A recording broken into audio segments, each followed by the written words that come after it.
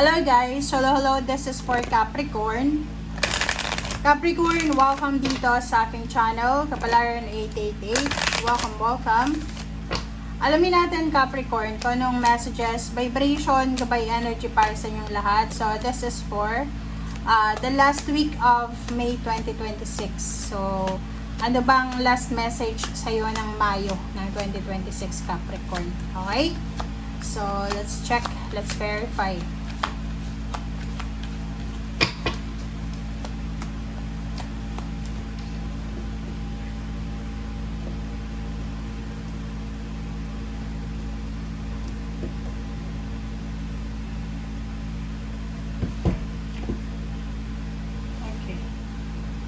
Lang guys.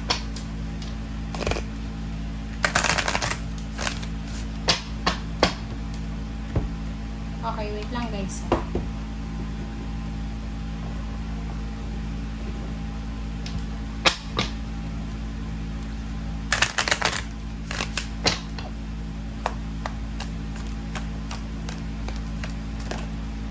Okay.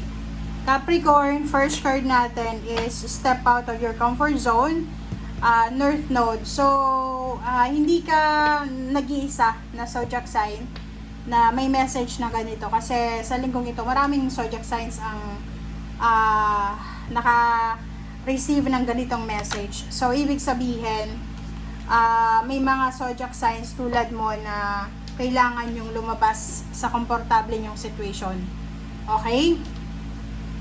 Itong dalawang barahang to, sinasabi ng bara sa iyo Capricorn na kung masyado ka ng komportable sa relationship na yan, sa lugar na yan, sa negosyo na yan, or kung ano man yan na komportable ka na parang ayaw mo nang gumalaw, ayaw mo nang umalis, kailangan mo na daw na mag-step outside. Kumbaga, kailangan mong itry na lumabas. Pwedeng literal, siguro sa kwarto ka na lang, may wifi naman, so nakafocus ka na lang sa internet, sa cellphone, sa computer mo. So sabi ng bara sa'yo, huwag kang magtago, okay? Huwag kang magtago kung nasan ka man, Capricorn. Lumabas ka dyan, okay? Ipakita mo sa buong mundo kung gaano ka kagaling, kung ano yung totoo, kung ano yung kaya mong gawin, okay? Eto siya. Show the world kung ano ka. Show the world kung ano mga kapasidad mo na pwede mong magawa. Okay? Huwag mong sayangin kung anong meron ka. Okay? So, pwedeng mag-travel ka, i-discover mo yung mundo, parang ganon. So, huwag kang mag-stay sa isang lugar lang, sa isang trabaho, sa isang negosyo, sa isang environment. So, explore and experience, parang ganon.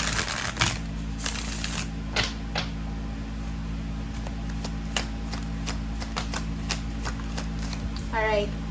So, meron kang, you're taking too much energy that's unhealthy and there will be powerful outcome. So, yun. Isa sa rason kung bakit lumabas yung comfort zone dito na card, it's because masyadong sinasayang yung energy mo sa ngayon sa mga bagay-bagay na walang kwenta. So, like for example, masyado kang nagpupuyat. Masama yun sa katawan. Masyado kang nagda-diet, nagpapagutom ka.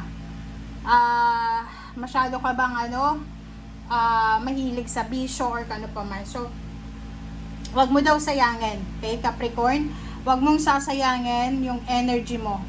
Kung baga gamitin natin ang ating energy, ang ating oras, ang ating katawan sa bagay na pwede nating mapakinabangan. Okay? Kasi pag ginamit mo daw yung energy mo, yung oras mo, pagmamahal mo, pera mo sa maganda, magdadala yan sa'yo ng powerful na resulta or outcome. Pero kung itutuloy mo yung ginagawa mo siya ngayon na sinasayang mo kung ano yung oras mo, yung youth mo, yung pagiging strong and healthy mo, mayroon din yan na resulta in the near future. Syempre, diba? Literal to iwasan natin yung sobrang paghiga. Okay? Move. Parang ganun. Kailangan mong kumilos. Huwag masyadong magpupuyat. Huwag masyadong kumain ng mga bawal kung may mga issues kayo sa health. Okay? Next is Two of Pentacles. Knight of Pentacles. Wow. The Emperor. Ang galing na ito, Capricorn. And then Seven of Cups. Wow. Congratulations sa inyo kasi sinasabi ng barahan na maybe 2 weeks from now, 2 weeks or 2 months from now, possible na mayroong mga choices and options ka para maging powerful in terms of money or in terms of finances. So, ibig sabihin, yung pinakamalayo dito is 2 years. So, pwedeng in 2 years, makakapag-ipon ka na ng pera, mamamanage mo ng maayos yung pananalapi mo, maraming pera yung darating sa'yo, pwedeng ma-promote ka, pwedeng madagdagan yung sweldo, pwedeng makakuha ka ng trabaho na pwedeng magdala sa'yo ng sobra-sobrang power. Alright, next is King of Pentacles, Two of Cups, and then Ten of Wands, and Five of Swords. Sa ilalim mo dito is King of Swords yun. So yun, direction guys. Step out of your comfort zone. Lumabas ka. Lumabas ka kung saan ka man naroroon sa ngayon. Subukan mong mag-ibang bansa. Kung nasa ibang bansa ka na parang pakiramdam mo stagnant ka pa rin, lumabas ka dyan sa bansang yan. Hanap ka ng ibang bansa na mas maganda. King of Pentacles and Two of Cups. Nakikita ko sa iyo dito, Capricorn, na love life to. In the near future, sa mga susunod na buwan or taon, lalo kung nasa below 20s and below 30s, below 30s, babae ka man or lalaki, possible na few years from now, makakatagpo ka ng isang tao na magmamahal sa'yo. And hindi lang ikaw yung mamahalin niya, pati yung mga obligations mo. Kumbaga yung taong yan, sabihin na natin na financially stable siya, secured, and matutulungan ka niya sa mga obligations, sa mga duties and responsibilities na mayroon ka financially. Like kung breadwinner ka, tutulungan ka niya para kumbaga maitaguyod yung family mo.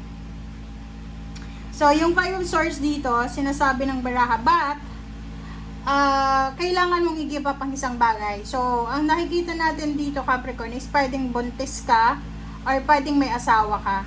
So, like, if buntis ka or may asawa ka, may karelasyon ka, matatagpuan mo yung taong yan while nasa ganun kang sitwasyon. Na siguro, i-give up mo yung marriage mo, yung anak mo, kasi gusto mong maging financially stable na tao.